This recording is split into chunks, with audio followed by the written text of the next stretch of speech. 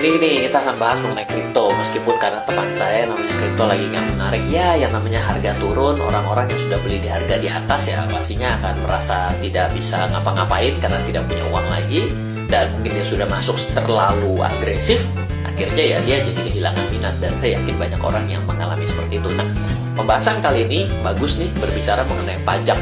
Kalau saya melakukan transaksi di kripto di Indonesia, apakah saya harus lapor pajak saya sendiri?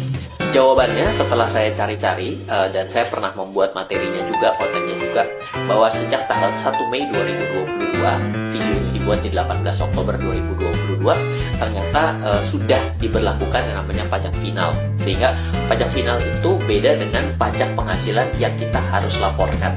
Kalau pajak final itu dikenakan sebesar 0,21%. Jadi berapapun yang nantinya kita jual, misalnya saya jual dengan harga 1 juta, maka dari 1 juta itu saya harus bayar pajak 0,21%. Jadi bukan dihitung dari harga beli, dihitung harga jual nih. Jadi bukan seperti orang hitung untung ya yang dikenakan pajak ya. Karena kalau penghasilan itu kan banyak yang kalau kita berbicara seperti perpajakan pada penghasilan perusahaan, maka dihitung dari profit. Tidak, ini dihitung dari nilai jual aset pada kripto kita, 0,21% final. Nah, jadi ketika ditanyakan apakah saya harus melaporkan pajak, betul. Jadi minta saja dari tempat pedagang aset kripto Anda, cryptocurrency exchanger Anda, cek ya centralized exchange Anda, mana sih bukti potongnya. Ya kalau ternyata di luar negeri repot nih, nggak punya. Tapi kalau di Indonesia akan lebih baik memang.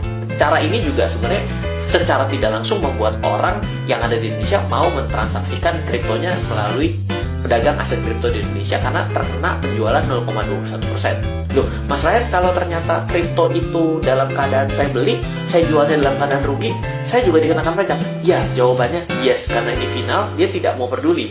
Jadi tidak mau peduli, dibeli, dijual untung atau rugi, tidak peduli. Yang penting harga jual adalah objek pajak, PPN ditambah PPh.